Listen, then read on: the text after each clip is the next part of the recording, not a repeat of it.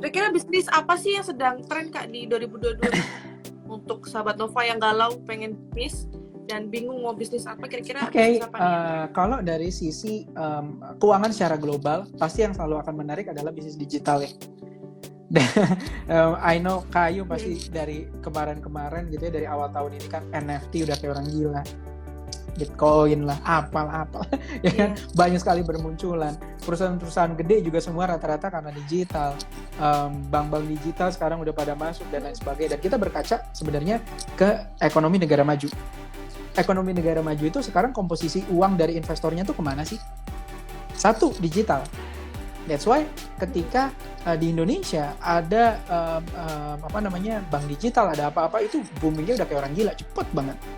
Tapi ingat, kita juga negara komoditas, ya kan, batu bara, CPO dan lain sebagainya itu juga akan menarik. Nah jadi apa yang menarik saya nggak bisa bilang, kalian tinggal di mana.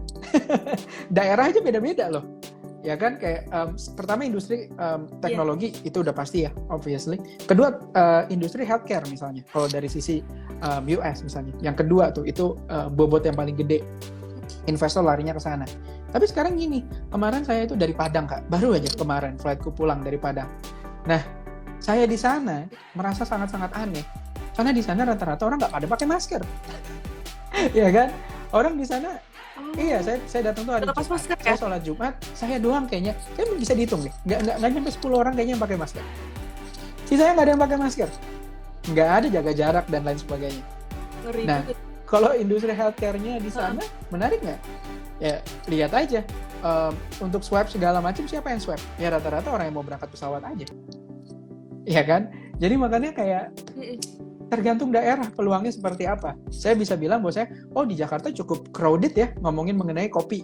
Tapi ketika kita melakukan deep analysis lagi, ternyata kopi di Indonesia itu sangat-sangat sedikit. Maksudnya gimana sedikit, Ki? Maksudnya penikmat kopi di Indonesia itu masih belum banyak, walaupun coffee shop itu udah menjamur di mana-mana, ya kan? Bukan berarti coffee shop itu jelek. Ada juga orang yang benar-benar melihat marketnya itu seperti apa, di daerah mana dia bekerja, dia melakukan itu, copying itu di daerah lainnya. Kayak contoh tadi coffee shop.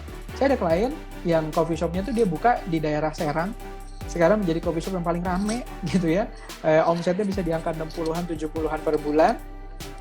Usia dia masih belum 25 tahun lagi. Dan dia cuma copyin aja apa yang ada di Jakarta, dia copycat aja apa yang ada di sana, tapi dengan dia pasti kualitasnya segala macam, makanannya udah harus enak, ya kan. Tempatnya padahal tidak begitu luas segala macam. But kalau di daerah Serang mungkin bisa dikatakan coffee shop itu yang bagus itu tidak banyak. Jadi dia masih bisa ke depannya menjadi market mode gitu, menjadi raja kecil di daerah tersebut gitu. Jadi ya selalu lihat peluang, habis itu lihat market, lihat lagi juga kita secara modal seberapa besar, baru kita bisa eksekusi bisnisnya. Jangan langsung eksekusi dulu, baru analisanya terakhir. Mungkin Kayu, aku tambahin terakhir ya. Ada yang namanya stupid marketing, dari buku yang aku baca, tapi aku lupa karyanya dari orang Indonesia.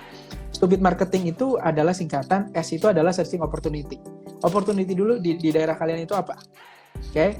Yang kedua adalah theoretical base gitu kan. Jadi secara teorinya mendukung nggak bisnis ini akan berjalan ke depannya. Kayak tadi digital, ini mendukung karena semua bidang sekarang didisrupsi dengan teknologi. Ya kan, perbankan aja di luar negeri udah mulai berkurang, lebih ke arah teknologi base gitu kan. Makanya di Indonesia juga ini perlahan shifting. Bisa jadi ke depannya akan merajai bursa kita juga. Lalu STU, baru utilize ideas-nya. Oke, ketika kita sudah melakukan background teorinya, udah analisanya udah kuat, then utilize the idea. Habis STU, P, penetrate the market. Baru tuh masuk ke marketnya. STU, P, I, ya kan? I itu adalah incredible result. Oke, dari ketika kita sudah penetrasi ke market, gimana resultnya? Resultnya oke apa enggak? Cobain dulu. Jangan langsung buka 10 cabang, 5. Ya kan? Yang penting market mode ya. Tapi produknya enggak bagus, ngapain? Gitu kan? Jadi coba dulu, lihat, resultnya ada yang oke, ada yang enggak. Yang enggak kenapa? Improve lagi, ulang lagi teorinya seperti apa segala macam. Lihat lagi. Nah, kalau sudah selesai, jangan lupa melakukan do review. Stupid. terakhir adalah di do review. After that, itu cycle yang akan selalu berulang gitu.